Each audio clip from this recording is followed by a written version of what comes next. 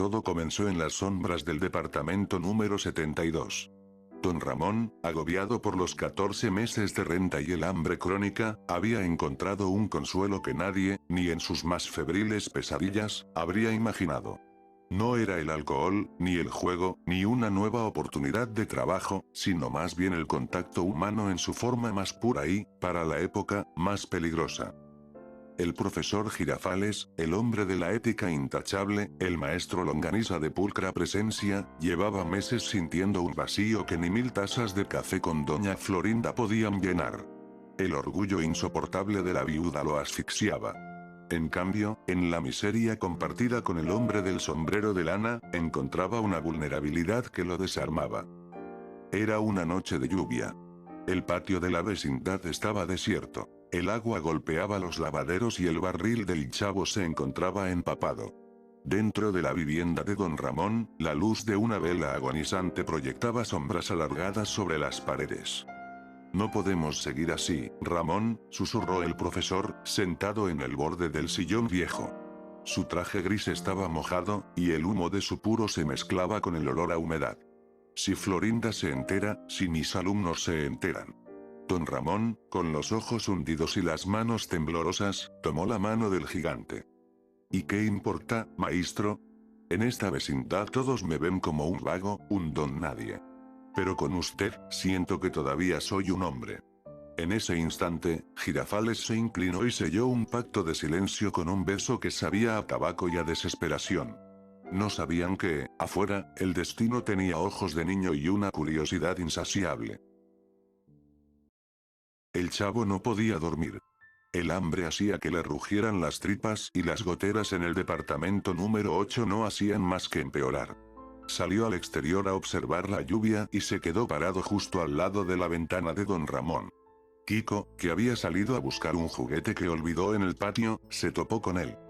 ¿Qué haces ahí, Chavo?, preguntó Kiko en un susurro chillón. Silencio, Kiko. Don Ramón está hablando con alguien y parece que están llorando, respondió el Chavo, pegando la oreja a la madera vieja. Kiko, movido por la curiosidad, se acercó también. Abrieron la ventana de forma silenciosa y lo vieron. No fue una alucinación. El profesor Girafales, el ídolo de la educación, abrazaba con una ternura prohibida al hombre flaco que siempre había despreciado. ¡Ay, qué cosa!, exclamó Kiko, tapándose la boca con las manos, sus mejillas infladas por el asombro y el horror. ¿Por qué el maestro longaniza está dándole un beso a Rondamón?, preguntó el Chavo con la inocencia rota. ¿A poco ya no quiere a la mamá de Kiko? Los niños no comprendían la magnitud de lo que veían, pero entendían que era algo malo, algo que rompía las reglas no escritas de su pequeño mundo. El miedo se transformó en una chispa de malicia involuntaria. Le voy a decir a mi mami, chilló Kiko, retrocediendo hacia su casa. Y yo le voy a decir a la Chilindrina, exclamó el Chavo, corriendo en dirección contraria. A la mañana siguiente, el sol salió con una frialdad inusual. El rumor comenzó como un susurro en el lavadero. El Chavo, a cambio de una torta de jamón, le contó a la Chilindrina lo que había visto. La Chilindrina se largó a llorar y, con su habitual astucia, no tardó en distorsionar la historia para hacerla aún más escandalosa. Fíjate, le decía la Chilindrina a doña Clotilde mientras ésta tendía su ropa. Mi papito y el profesor se estaban prometiendo huir juntos. Como en las novelas que ve usted. Doña Clotilde sintió que el mundo se desmoronaba. Su Rorro, el hombre al que había perseguido con pasteles y quesadillas durante años, la traicionaba de la forma más humillante posible. Mientras tanto, dentro del departamento 14, Kiko le sollozaba a doña Florinda. Mami, el profesor Girafales ya no te trae flores porque se las da todas a don Ramón. Yo los vi, se estaban haciendo así, y luego así. Doña Florinda se quedó pálida. Su rictus de superioridad se quebró. La chusma no solo la rodeaba, sino que se había infiltrado en el corazón del único hombre que consideraba digno de su clase. La vecindad, usualmente ruidosa por los juegos y los gritos, se sumergió en un silencio denso, cargado de juicios y miradas de desprecio. Al mediodía, el profesor Girafales llegó a la vecindad con su habitual ramo de rosas. Pero esta vez, nadie lo recibió con música de violines. El señor Barriga, que acababa de llegar para cobrar la renta, estaba parado en medio del patio junto a doña Florinda, doña Clotilde y los niños. «Profesor Girafales», gritó doña Florinda, su voz quebrada por la rabia. «¿Es verdad lo que dicen estos niños? ¿Es verdad que usted y ese don nadie tienen un trato asqueroso?» Girafales se detuvo en seco. Las rosas cayeron al suelo, esparciéndose sobre el polvo del patio. Don Ramón salió de su casa, alertado por los gritos, y se encontró con un paredón de fusilamiento moral. ¿De qué hablan?, preguntó don Ramón, tratando de mantener la compostura, aunque sus rodillas flaqueaban. «No se haga el tonto, don Ramón», bramó el señor Barriga, cuya habitual paciencia se había esfumado. «Lo que han hecho es una ofensa a la decencia de esta vecindad. Una perversión». El Chavo y Kiko observaban desde lejos, asustados por la magnitud del incendio que habían provocado. La humillación apenas comenzaba. Los insultos empezaron a volar. Degenerados, enfermos, traidores.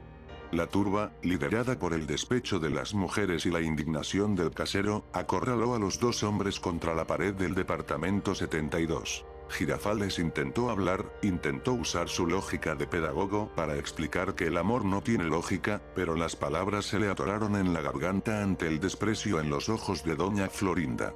Ella, sin mediar más palabra, le propinó la bofetada más violenta de su vida, no por una ofensa a Kiko, sino por la herida mortal a su orgullo.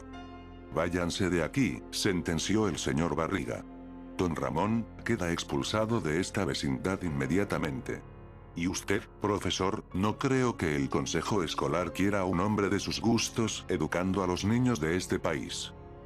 Ambos hombres quedaron solos en el centro del patio, rodeados por el eco de los portazos. El estigma estaba marcado en sus frentes con hierro ardiente. No había retorno. Don Ramón entró en su vivienda, arrastrando los pies, sintiendo que las paredes que lo habían cobijado por años ahora lo asfixiaban. La Chilindrina no estaba. Se había ido a llorar a la casa de doña Florinda, avergonzada de la sangre que corría por sus venas. Por primera vez en su vida, Monchito estaba verdaderamente solo. En la calle, el profesor Girafales caminaba sin rumbo, con el traje arrugado y la dignidad hecha jirones. Los murmullos de la vecindad parecían perseguirlo como avispas. Su carrera, su prestigio, su pulcritud, todo se había disuelto en un solo instante de debilidad humana. Cerca de la medianoche, Girafales regresó a la vecindad. No entró por el portón principal, sino que se escabulló por la parte trasera, evitando la mirada de la bruja del 71, que montaba guardia en su ventana como un buitre esperando el despojo. Llegó a la puerta del 72 y tocó suavemente. «Soy yo, Ramón», susurró con la voz rota. La puerta se abrió apenas unos centímetros. El rostro de don Ramón estaba demacrado, sus ojos rojos de un llanto seco que no lograba hidratar su alma. Dejó pasar al maestro y cerró con doble llave. El interior de la casa estaba a oscuras. Solo un pequeño foco amarillento iluminaba la mesa donde solían jugar dominó. «Lo perdimos todo, maestro», dijo don Ramón, sentándose pesadamente. «Mi hija no me quiere ver, el señor Barriga me dio hasta el amanecer para largarme, y usted ya no tiene escuela». Girafales se acercó y le puso una mano en el hombro. Sus dedos temblaban. «No nos queda nada en este mundo, Ramón. Pero nos tenemos el uno al otro. Aunque sea por unas horas. Este mundo es demasiado pequeño para un amor que no entienden. Nos llaman locos, nos llaman enfermos, pero lo único que hicimos fue dejar de fingir». Se fundieron en un abrazo desesperado, una mezcla de consuelo y pecado que se selló entre las sombras de la habitación. El roce de sus manos, ásperas y cansadas, fue el único refugio en una vecindad que ya se sentía muerta. En el silencio opresivo del cuarto, solo se escuchaba el crujir de la cama, testigo mudo de un último acto de entrega antes del final. Don Ramón se levantó y buscó en un cajón polvoriento. Sacó una pequeña botella de veneno para ratas que guardaba para las plagas de la vecindad, y un frasco de pastillas para los nervios que doña Clotilde le había regalado meses atrás. Las puso sobre la mesa, junto a 2 vasos de agua turbia. ¿Se acuerda de la historia que le conté la otra vez? Preguntó Ramón con una sonrisa triste. Esa de los amantes de Verona. Los que no pudieron estar juntos porque sus familias se odiaban. Girafales asintió, las lágrimas surcando sus mejillas. Romeo y Julieta. No hubo historia más triste que esta de Julieta y su Romeo. Nunca pensé que nuestra tragedia sería escrita en una vecindad de clase media baja, entre tendederos y botes de basura. Si nos quedamos, nos van a matar de odio y de desprecio, continuó Ramón. Si nos vamos, no tenemos a dónde ir. Pero si nos vamos, juntos, nadie podrá volver a insultarnos. Seremos libres, maestro. El profesor tomó la botella de veneno. La miró como si fuera el elixir más preciado. En su mente, repasó las leyes de la lógica y la ética que tanto había enseñado, y no encontró ninguna que justificara vivir en un mundo que lo odiaba por amar. Un último acto de rebelión, Ramón, dijo Girafales, sirviendo el polvo amargo en los vasos. Un brindis por lo que pudo ser y por lo que nunca nos perdonaron. Mientras ellos preparaban su partida, el chavo no podía dormir. Se sentía mal. Aunque no entendía del todo lo que pasaba, sabía que su amigo Rondamón estaba sufriendo por algo que él había ayudado a destapar. Se acercó a la puerta del 72 con la intención de pedir perdón, o quizás solo para ver si había un poco de pan. Escuchó voces bajas. Pegó el oído a la madera. «Te quiero, Inocencio», oyó decir a don Ramón. Era la primera vez que usaba su nombre de pila. «Y yo a ti, Ramón. Nos vemos en un lugar donde no haya chusma, ni deudas, ni prejuicios». El chavo escuchó el sonido de cristal chocando. Un brindis desesperado. Luego, un silencio sepulcral que se prolongó por minutos que parecieron siglos. El niño, asustado por la quietud, corrió a buscar a Kiko. «Kiko. Kiko, despierta», gritaba el chavo, golpeando la ventana de la casa de doña Florinda. Kiko salió envuelto en su cobija, restregándose los ojos.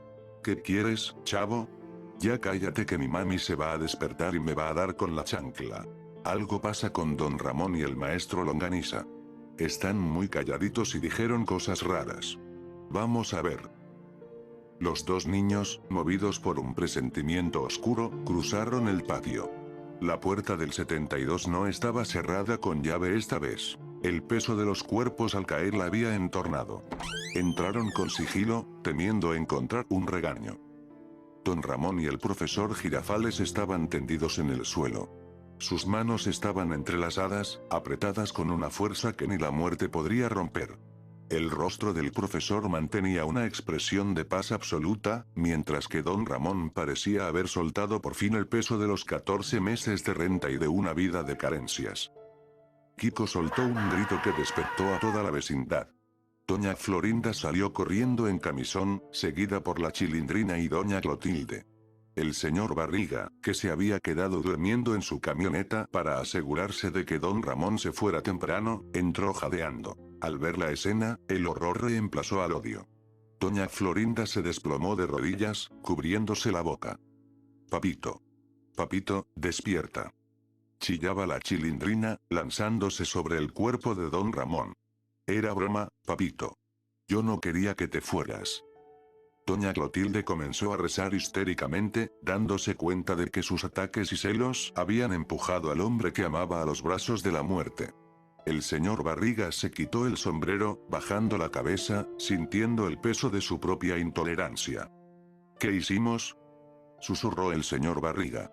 «Solo eran 2 hombres que se querían, y nosotros los tratamos como criminales».